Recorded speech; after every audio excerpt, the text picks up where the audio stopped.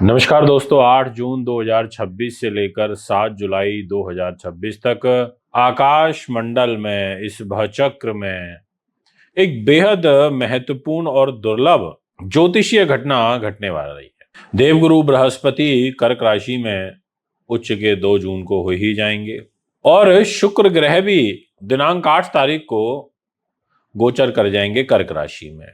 यानी कि गुरु और शुक्र कि दोनों की एक युति बनेगी, दोनों एक दूसरे के साथ में होंगे। लेकिन यहाँ जो सबसे दिलचस्प बात है वो ये कि गुरु और शुक्र दोनों ही ग्रह एक दूसरे के शत्रु भी होते हैं, ऐसा हमारे शास्त्र कहते हैं, और इनमें आपस में बनती नहीं है। अब शुक्र कर्क राशि में वैसे भी अच्छे नहीं माने जाते क्योंकि वो चंद्रमा की राशि है और चंद्रमा और शुक्र का जो स्वभाव है वो आपस में विरोधाभासी है। अब ऐसी स्थिति में यह जो गुरु की और शुक्र की युति बनेगी, क्योंकि गुरु तो राजयोग बना रहे हैं, गुरु तो कर्क राशि में 4 नंबर में उच्च के हो रहे हैं और इनका तो उच्च होना बड़ा अच्छा होता है, इसलिए राजयोग जैसी जो परिस्थितियां हैं वो बनेंगी। तो कुछ राशियों के लिए भ्रम की स्थिति भी बनेगी, खर्च की स्थिति बनेगी, रिश्तों में उलझन की स्थिति बनेगी और भावनात्मक जो अस्थिरता होती है वो भी देखने को मिलेगी। कहने का अर्थ ये हुआ कि जो ग्रहों का फल है वो गुरु और शुक्र के कारण प्लस और माइनस दोनों साथ साथ में चलेगा। आज की इस वीडियो में हम विस्तार से यही जानने वाले हैं कि 12 राशियों के ऊपर इन 2 ग्रहों की युति का शुभ व अशुभ प्रभाव, किन लोगों को धन, प्रेम, कैरियर, प्रॉपर्टी में लाभ मिलेगा और किन राशियों को सावधानी बरतनी होगी। तो वीडियो को पूरा सुने, अंत तक सुने, वाकई बहुत कुछ सीखने समझने को आपको मिलने वाला है। और अब आपसे बात करते हैं एक इन 2 ग्रहों की ज्योतिषीय स्थिति के बारे में। तो देखिए, आखिर इन दोनों के अंदर विरोधाभास क्यों है, ये दोनों ग्रह एक दूसरे के साथ शत्रुता का व्यवहार क्यों रखते हैं, इस युति के प्रभाव को हम क्यों इतना महत्वपूर्ण मान रहे हैं, उसको समझते हैं। देखिए, देवगुरु बृहस्पति के पास क्या है? ज्ञान है, धर्म है, संतान है, भाग्य है, आध्यात्म है, सम्मान है। ये सारी की सारी चीजें देवगुरु के पास है, वो ज्ञान बांटने का काम करता है। तो वहीं जो शुक्र है वो भोग विलास का है, प्रेम का है, आकर्षण का है, ऐश्वर्य का है, कला का है, सुख सुविधाओं का और रिश्तों का है। यानी कि जो शुक्र ग्रह हैं उनके बगैर भी ये सृष्टि आगे नहीं बढ़ सकती और गुरु के बगैर भी नहीं बढ़ सकती, और दोनों के पास डिपार्टमेंट इंपॉर्टेंट है। अगर प्रेम नहीं होगा तो हर व्यक्ति एक दूसरे से लड़ ही रहा होगा, सभी प्रैक्टिकल हो जाएंगे। प्रेम है तो रिश्ते चल रहे हैं, आकर्षण है तो रिश्ते बन रहे हैं, अगर ऐश्वर्य, कला, सुख, समृद्धि है तो व्यक्ति एक अच्छा जीवन यापन कर पाता है। लेकिन गुरु आध्यात्मिकता का ग्रह होता है और जो शुक्र है ना वो भौतिक सुख देता है। इन्हीं कारणों से इन दोनों के अंदर वैचारिक मतभेद होता है और आप जब भौतिक सुख को भोगते हो तो फिर एक समय ऐसा आता है कि आपके आध्यात्म की तरफ रुचि बढ़ जाती है, आप सब चीजों को छोड़ने का प्रयास करते हो। यानी कि ये कह सकते हैं कि ये एक ही सिक्के के 2 पहलू हैं, इसलिए दोनों ग्रहों की बड़ी महत्वता है। और जब ये दोनों ग्रह कर्क राशि में एक साथ गोचर करेंगे 8 तारीख से, तारीख जरूर याद करना और इसको पेपर पेन लेकर के लिख लेना कि 8 तारीख को शुक्र ग्रह का ट्रांजिट जून महीने में कर्क में हो रहा है 4 नंबर में, और फिर 7 जुलाई तक ये ट्रांजिट रहेगा। अब आपके लिए 4 जुलाई तक ये ट्रांजिट रहेगा, इसका मतलब मोटा मोटा 26 दिन का जो समय है वो यहाँ पर देखने को मिलेगा। अब आपको थोड़ा सा प्लानिंग करनी है, थोड़ा सा चीज़ों को प्रॉपर तरीके से ऑर्गेनाइज करना है, और जो भी बातें मैं भी आपको बताऊंगा उन सबको बहुत गहराई के साथ में लिखना है, क्योंकि कुछ को अचानक लाभ मिलेगा धन का, कुछ के प्रेम संबंध जो है वो काफ़ी मधुर होंगे, मजबूत होंगे, तो कुछ को रिश्तों में और खर्चों में उलझन भी खड़ी हो सकती है। तो आइए सबसे पहले बात करते हैं मेष राशि से। आपके सामने डिस्प्ले में कुंडली लगी हुई है और उसको अगर आप ध्यान से देखें तो जहां लिखा है 4 नंबर वहां गुरु और शुक्र आपको बैठे हुए दिखाई दे रहे होंगे।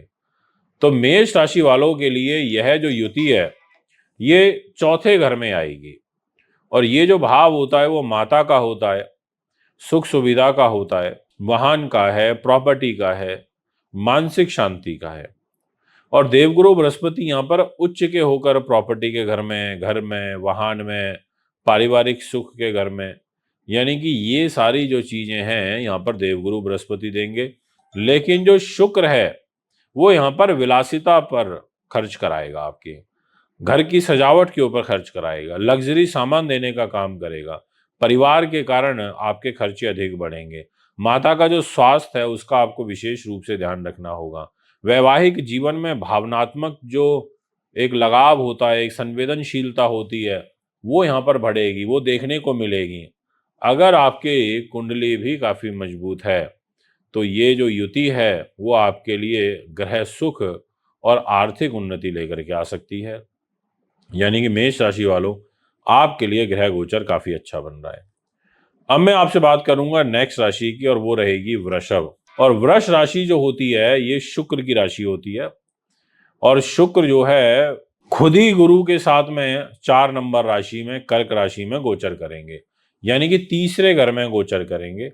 और ये गोचर जो है आपके साहस के लिए, कम्युनिकेशन के लिए, मीडिया के लिए, सोशल नेटवर्क के लिए, छोटे भाई बहनों के लिए इस दृष्टिकोण से बहुत अच्छा रहेगा। आपकी वाणी जो है वो प्रभावशाली बनेगी।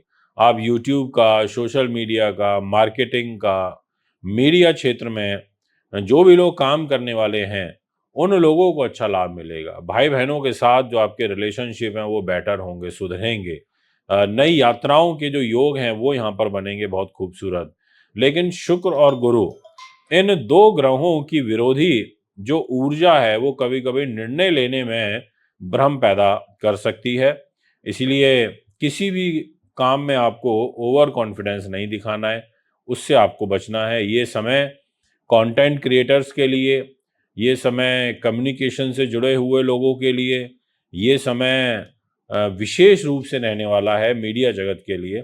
अगर आप इस इंडस्ट्री से हैं, अगर आप लेखन का काम करते हैं, अध्यापन का काम करते हैं, आप ऐसी चीज़ों से हैं, तो आपके लिए बहुत अच्छा रहेगा। अब बात करूंगा मैं आपसे मिथुन राशि की। देखिए, मिथुन राशि जो है वो बुध की होती है, और जहां 4 नंबर लिखा है वहां गुरु बैठा है, वहां पर शुक्र भी बैठे हैं। और सबसे इंपॉर्टेंट बात क्या है कि वो घर पैसे का, परिवार का है, वाणी का है, रूप खूबसूरती का घर है। अब इस सेकंड हाउस के अंदर गुरु बैठा हो, इस सेकंड हाउस में ही शुक्र बैठा हो, तो ऐसी स्थिति में ऐसे जो लोग होते हैं उनके लिए जो ग्रह गोचर बनता है वो बड़ा अनुकूल बन जाता है। क्योंकि शुक्र बुद्धि का भी स्वामी है, गुरु है वो आपकी कुंडली में आपके कैरियर का लॉर्ड है, वो आपके दाम्पत्य जीवन का लॉर्ड है। तो यानी कि आर्थिक स्थिति में आपके सुधार दिखाई देगा। नई इनकम के जो स्रोत हैं वो आपके यहाँ पर बन सकते हैं। परिवार के अंदर कोई शुभ कार्य इस युति के अंदर घटित होगा। लेकिन शुक्र जो है वो लग्जरी के कारक हैं, जो मैं आपको ऑलरेडी वीडियो की शुरुआत में बता चुका हूं। तो इसलिए खर्च होना, लग्जरी चीज़ों की ओर आकर्षण आपके लिए बढ़ा सकता है। महंगी चीज़ों पर खर्च आपका बढ़ सकता है। वाणी में मिठास आएगी, ये बहुत अच्छी बात है कि आप अपने मीठे शब्दों से, अपनी वाणी से सामने वाले व्यक्ति के ऊपर एक बड़ा ही पॉजिटिव प्रभाव छोड़ोगे। लेकिन कभी कभी भावनात्मक होकर के आप गलत जो डिसीजन होते हैं वो भी ले लेंगे, इसलिए आपको गलत डिसीजन लेने से बचना है। यदि जो निवेश है वो समझदारी से किया जाए तो आप अच्छा लाभ भी प्राप्त कर सकते हैं, इसमें कोई किंतु परंतु और दो मत नहीं है। अब मैं आपसे बात करूंगा नेक्स्ट राशि की, और वो रहेगी कर्क। तो देखिए, यह युति खुद आपकी राशि के अंदर बनेगी, यानी कि आपके फर्स्ट हाउस में बनेगी। जहां लिखा है 7 नंबर वो घर शुक्र का है, और जहां लिखा है 2 नंबर वो घर भी शुक्र का है। यानी कि सुख साधन का मालिक आपका शुक्र हो गया, आपके प्रॉफिट लाभ का मालिक वो भी शुक्र हो गया, और जाकर के वो कर्क राशि में गुरु, उच्च गुरु के साथ में बैठ गया। और गुरु ग्रह के पास जो आपकी कुंडली में डिपार्टमेंट है वो आपकी डेस्टिनी का है, आपके भाग्य का है। यानी कि वो भी एक बहुत अच्छा हो गया कि भाग्येश होके वो छुआ है। तो ऐसी स्थिति में कर्क राशि वालों के लिए ये जो समय है अत्यंत महत्वपूर्ण युति वाला रहेगा और आपको आपके व्यक्तित्व में देवगुरु बृहस्पति से उछाल आएगा, आपका आत्मविश्वास बढ़ेगा, आपके भाग्य को मजबूती मिलेगी, आपका सम्मान बढ़ेगा, आपकी लोकप्रियता बढ़ेगी, शुक्र आकर्षण देगा, ग्लैमर देगा, लोग आपकी ओर आकर्षित होंगे, स्वतः खिंचते चले आएंगे। लेकिन स्वास्थ्य को लेकर के आपको लापरवाही नहीं बरतनी है। वजन आपका बढ़ सकता है, थोड़ा आलस हो सकता है और इमोशनल आपको नहीं होना है, क्योंकि गुरु शुक्र की जो युति है वो भावनाओं में उतार चढ़ाव संभव करती है। यानी कि आप के सामने कोई आ गया, रोने लगा, इमोशनल हो गया, तो आप भी इमोशनल हो गए और अगले बंदे को आपने बहुत सपोर्ट कर दिया। फिर आप सोच रहे यार इतना नहीं करना चाहिए था। ऐसी स्थितियां बनेंगी। प्रेम जीवन के अंदर आपके बड़े बदलाव शुभ रूप में आ सकते हैं। कुछ लोगों के जो है विवाह के योग भी बहुत सुंदर यहाँ पर बन रहे हैं गुरु शुक्र की युति में। अब मैं आपसे बात करूंगा नेक्स्ट राशि की और वो रहेगी सिंह। देखिए सिंह राशि जो होती है ये सूर्य की राशि होती है और 12th हाउस यानी कि द्वादश स्थान, वहां पर जहां लिखा है 4 नंबर वहां गुरु और शुक्र बैठेंगे। ये घर तो वैसे ही यात्राओं का होता है, ये घर खर्च का भी होता है, ये घर विदेश का भी होता है, ये घर मोक्ष का भी होता है। अब इस घर में आने से और गुरु शुक्र जैसे ग्रह के आने से आपकी विदेश से संबंधित जो यात्राएं हैं उनके योग बनेंगे। आपको विदेश से लाभ प्राप्ति के योग बनेंगे। आपकी जो आध्यात्मिक रुचि है वो यहाँ पर बढ़ सकती है। आपको आपके जो खर्चे हैं वो भी यहाँ पर बढ़ सकते हैं। आपके गुप्त संबंधों से आपको विशेष रूप से बचना होगा। अगर आपका कोई ऐसा रिलेशनशिप चल रहा है जो अभी आपने डिस्क्लोज नहीं किया है तो आप बहुत ध्यान रखिएगा।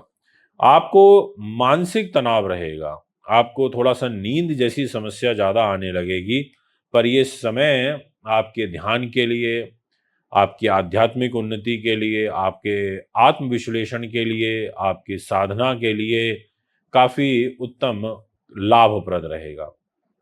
अब मैं आपसे बात करना चाहता हूँ नेक्स्ट राशि की और वो रहेगी कन्या। कन्या के दोस्तों आपके लिए जो ग्रह गोचर रहेगा वो गुरु और शुक्र दोनों ही ग्रह मिल करके आपके प्रॉफिट के घर पर, लाभ के घर पर बैठेंगे। बहुत अच्छी बात है, क्योंकि लाभ के घर में कोई भी ग्रह बैठता है तो वो ये सोचता है कि मैं इसको उच्च कोटि का अच्छा लाभ प्रदान करूं। तो यहाँ पर जो आपकी आय है वो बढ़ेगी, आपकी जो इच्छाओं की पूर्ति है वो होगी, आपको नेटवर्किंग से लाभ प्राप्त होगा, आर्थिक लाभ के जो शानदार योग हैं वो प्राप्त होंगे, विदेशों से लाभ प्राप्ति का योग बनेगा, नई मित्रता आपकी होगी, बड़े लोगों से जो संपर्क हैं उनसे आपको फायदा पहुंचेगा, अटके हुए जो कार्य हैं वो आपके यहाँ पर पूरे हो सकते हैं, सोशल मीडिया से बिजनेस में आपको ग्रोथ मिल सकती है। लेकिन लालच और गलत निवेश से आपको नुकसान भी संभव है। इसलिए आपको आंख बंद करके भरोसा नहीं करना है, खुली आंख से काम करना है। कोई कागज भी साइन कर रहे हैं तो उसको प्रॉपर देख लें। ये निवेदन मैं आपसे जरूर करना चाहूंगा। तो दोस्तों आज मैंने अभी आपसे 6 राशियों के विषय में चर्चा करी। उम्मीद करता हूं आपको वीडियो अच्छी लगी होगी, आपको सीखने समझने को भी मिला होगा। यदि आप भी अपनी कुंडली बनवाना चाहते हैं, दिखाना चाहते हैं, पूजा पाठ या रत्न रुद्राक्ष लेना चाहते हैं, आप हमें संपर्क कर सकते हैं और आप हमें कमेंट बॉक्स में लिख के ज़रूर बताइए कि आपकी कौन सी राशि है। एक बार पुनः एक और वीडियो लेकर के, इसी वीडियो का आगे का पार्ट लेकर के आपके बीच में उपस्थित होऊंगा। नमस्कार।